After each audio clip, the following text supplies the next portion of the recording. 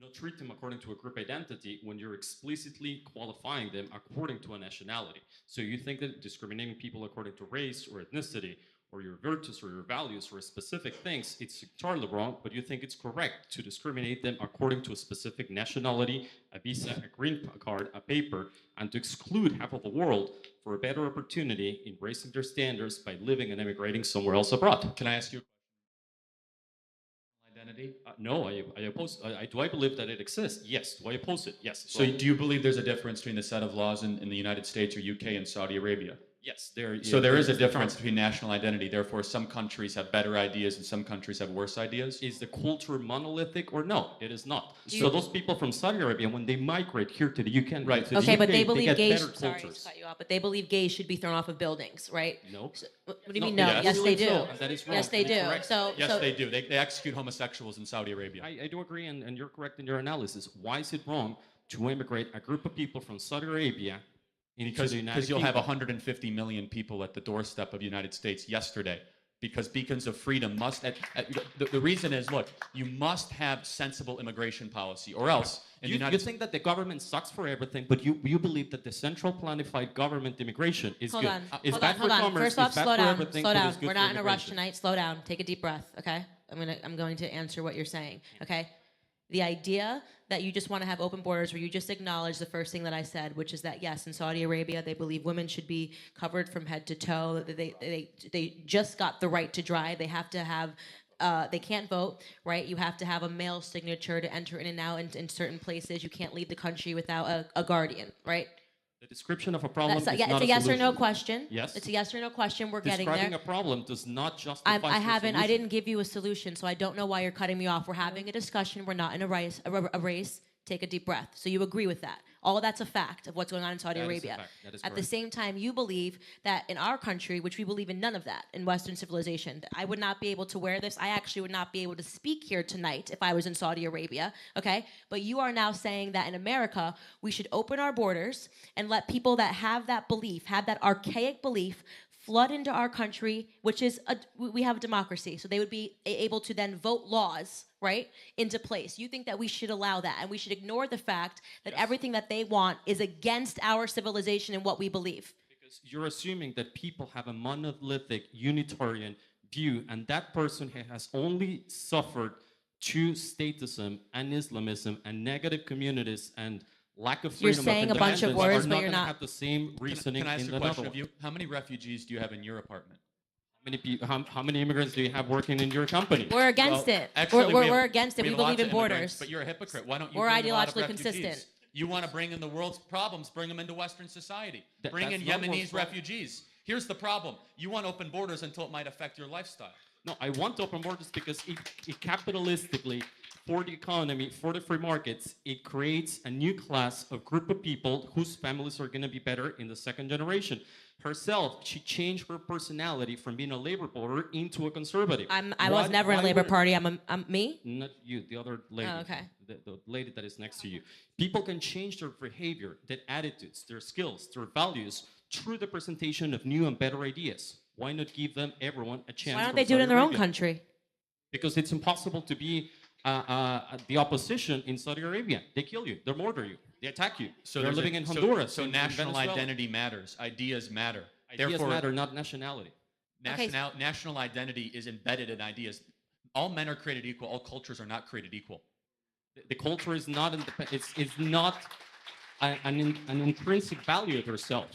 Individuals can have multiple cultures, and those cultures would be better reflected within a free market of ideas, of people, and of everything. Here now, if you have limitless immigration, you would have 100 million people in the UK and the US, which first of all would be a drain on natural resources, public utilities. What you're proposing is so radical. What you're proposing is almost more unrealistic than the utopianism of Jeremy Corbyn. Yeah, it's really radical. No, I'm a very capitalistic former CEO of 3 companies, blockchain and Bitcoin entrepreneur. So you got a lot of money, man. You should bring in 10 Yemenis refugees from the Yemeni civil war. You got money, do it. It's not about funding some of the. You're confusing welfare state against other people. You say, No, how the many point people is do you you're a have in your house? hypocrite, That's is the point. illogical. That's absolutely illogical. Charlie, how can you say this kind of Because thing? I live the I very grew up ideas in that I there. espouse. You don't. Of course I do. I'm Yeah, a how many capitalist. refugees have you brought to the UK? How many immigrants are you having in your I own want company? controlled immigration. You I don't. don't want I live control everything I immigration. believe. You don't. Centralize. You think that government sucks Next for question everything, now. but not for I immigration. am not an anarchist. You Neither are an am I. unrealistic anarchist utopian. I am a capitalist. It's I give lectures in That the lives Institute as of a hypocrite. Economic unrealistic Affairs. if you have no I'm a control, Hayekian. if you have no control over your borders and you can't control the flow of people that are coming into a single country, you've got to think about how big the UK actually is. We're already struggling to house people as it is. The director of the Immigration has Institute of Economic contributed Affairs thinks to that you can bring largely 400 to million our growth people in into the How's that UK. working in Germany, by the way? Is it working great in Germany? I think it will. You Yes. think it's working well in Germany? I think that immigrating 1 million Syrian How's refugees it into working? Germany is How about positive. Sweden? Germany is one of the rape capitals of Europe. You've seen it in Sweden as well. When you don't control your borders, bad things happen. It doesn't work in Germany. People want Merkel to go. People didn't like Merkel. They don't want her. Advocating for the majority is not a solution. Not because 99% of the people That's want not something or against democracy. it. It's not. It does not make it correct. Can you give me an example where limitless immigration has worked? No, of course not. Well, Liberland. You live in utopianism. I'm trying. Next. You are anti-capitalist. Next. Thank you for being wrong tonight. We appreciate it. No need to shout at him. He was just saying his piece. Disagreements? That's fine. Disagreement? Oh, then sorry. Disagreement? Hi there, it's a pleasure to get the chance to ask you a question. So Turning Point USA is very, very pro-Trump. And I just wanted to ask you a question with regards to Trump and his popularity. So a lot of what made Trump popular is how he's appealed to certain demographics who feel that their jobs are being taken away. So Trump's very anti-globalist in that way. My criticism of that would be, and this is based off me trying to understand more free market capitalism myself in the past 6 months. Is it while Trump might be doing very, very well for the economy at the moment, are his policy decisions in terms of protecting jobs and having trade wars with other countries, is that not ultimately going to have a negative effect on Americans further down the lines? In such that, so the argument that Thomas Sowell might make is that with greater globalism, you have the opportunity with lower tariffs to make sure that the average cost of basic food in shops is lower for the average American. Or if there are tariffs on, say, steel to protect the steel worker jobs of Americans in the United States, is that not going to have a massive impact on, say, the car industry when they're having to pay substantially more for the tariffs? So how do you feel about Trump's policy with regards to what knock-on effect it will have on Americans in future years? So one of the biggest misnomers is the idea that Trump has started trade wars. If you actually look at the deals he signed, he's opened and liberated more markets for U.S. goods to be sold. In order for there to be free trade, you just can't be able to buy what you want to buy. You should also be able to sell your products as well. And one of the biggest ripoffs is what the EU has done to U.S. ability to sell our goods and services into the European Union. You ever notice when you go through Germany or go through France, there's very little American cars? Because that's the tariffs that the EU puts on Ford, Chrysler, Cadillac, so on and so forth. Trump has liberated Southeast Asian markets to buy billions of dollars of coal, billions of dollars of Boeing 737 jets. And the trade deals that he's done has largely been in a negotiation tactic to allow U.S. goods to be sold around the world. This is also why the U.S. is now the largest net exporter of natural gas in the world and actually exports more oil than we import. So with China, it's a lot more complex. I actually support economic warfare against China. I think China is the great enemy of freedom around the world, and that Russia is a sidebar compared to what China's doing against free people all across the world. We must take them very, very seriously. Anything you want to expound on that? Okay. George, find someone who disagrees with us. Who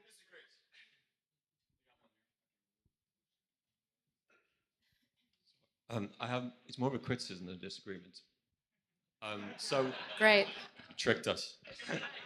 So, I've been following you, most of you, for a while on social media, and I kind of agree with much of what you have to say. My criticism is, if I was to be very unkind, I would say, at the moment, what do you amount to more than basically a sort of protest movement, if I was being very unkind? Because the direction of travel seems to be that the sort of left has overtaken the institutions, so education, politics, and the media.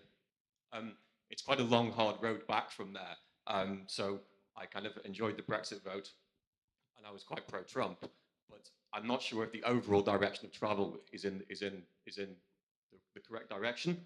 So how do we change the direction of travel, and what are you guys doing to do that? What do you mean by direction of travel? Well, it's just the left seems to have comprehensively taken over the institutions of education, politics, and the media, and now this identity politics dogma is infecting private corporations. It's a long way back from there. What are you doing? What do we do? What we're doing right here. I mean, the direction of travel depends on what we all do. There is a silent majority out there who don't actually agree with this identity politics. They don't agree with far-left socialism. They don't agree with some of the madness that they're seeing on their TV screens. But if they speak out, they're often demonized or, targeted. And there's this awful culture at the moment that if you do speak out for these ideas, which are actually quite mainstream ideas, I mean, we're the majority of public opinion that's being treated like a minority and a sideshow on TV. We just need to be braver, because if everyone who really agreed with us told their colleagues tomorrow, everyone would be like, oh, wow, yeah, half the country's conservative, or more than half the country's conservative. But nobody wants to say anything because there is this culture of demonization if you come out with these beliefs. So if we start here by doing this, and you all go away and you have great debates with your friends on the left and your family, and you have the courage to say that you do believe in these things, that is the start. That is how this happens. And I really, as well, if there's anyone in the audience who disagrees, I just would like you to speak with us and to hear about what we believe, because I think there's a lot of misinformation out there about what being a conservative is, what believing in free markets is. Actually, because on our side, we're individualists, so I'm sure there's a lot that we'll disagree on here. There's not a lot of groupthink. So it can be confusing for people on the left to, they find one conservative that says this, and that represents all conservatives. We're individuals, right? But on the whole, we err on the side of individual freedom. And that is something that is worth defending, and we need to all go out and do that tomorrow. So I think I 100% agree. But to answer your question, which is like, yeah, this feels good, but where is this amounting to, I guess, is what your question is, right? I take exception to saying we're a protest movement. We actually hate protesters. I don't do protesting. I want to engage in dialogue. And for me, obviously, I've been hyper-focused on the Black community. No, I know you weren't like attacking me. I want to differentiate, because it is important to say that we don't protest, right? We don't show up at Brett Kavanaugh's hearing wearing pussy hats and screaming and crying. So for me, I've been hyper-focused in the Black community, and you can say, okay, what are you seeing? I see the Black community as almost an unused currency in America. We are an unused currency in America. We haven't been active in the American dream whatsoever, and to me, imagine what America would be if every single minority no longer allowed the color of their skin to dictate their decisions. If instead of complaining, like Trump, what are we at? 4 million people have dropped off of food stamps. One of my biggest things that I fight for is repairing the nuclear family. Mom, dad, daughter, son having dinner at the table, which is something that the left actively works to destroy when they try to turn women into men and men into women, because that's exactly what they are doing right now. Make no mistake, right? This is what radicalized feminism wants to do. Feminism wants to do is to destroy the family, right?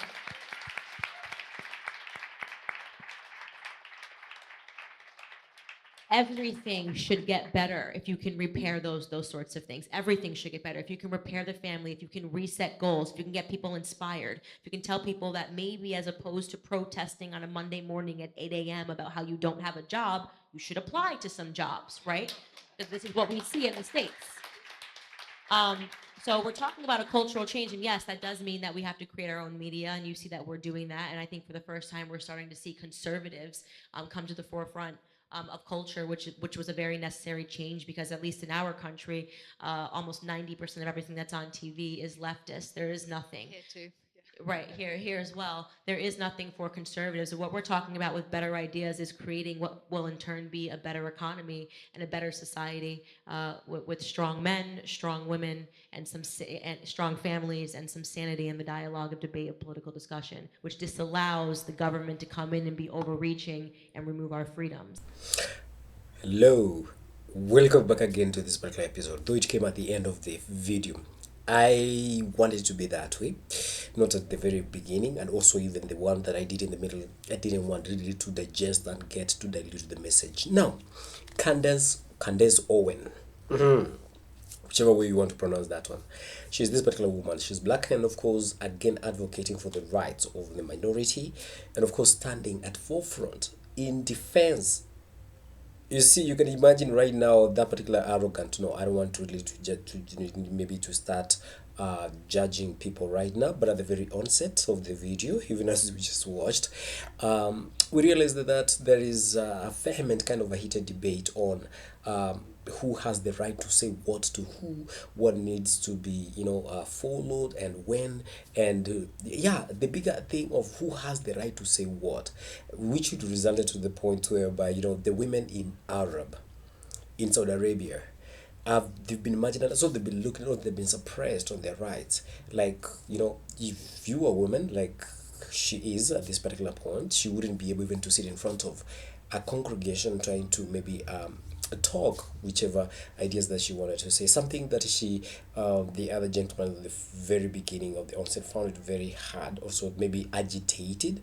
And I would also want to say that this is, the draconian rules that have been perpetuated throughout the years or throughout the generation down the line. But again, there's some things that really do not find reason to keep on appearing in this particular generation, because as time goes by, change, drives people on things around. Change will always be inevitable, and if you can't change, change will always change, you guys. Now, but guys, that has always been my opinion. Thanks for dropping by, and you guys, you've been so important. For my returning viewers, I just want to say thank you, thank you, thank you. You've been a success.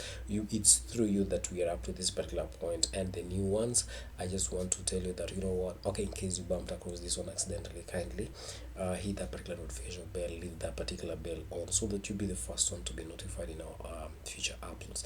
We usually do this one to enlighten ourselves, trying to enlighten the community on matters that have been not maybe shed light on, and also exposing some rights of some marginalized people that they really need to see. Like, especially right now, the platforms has been advocating for the blacks, and the blacks, especially in Africa, that have been looked down upon, that have been sidelined, that have been marginalized, that have been given the second class, like literally the second class citizens.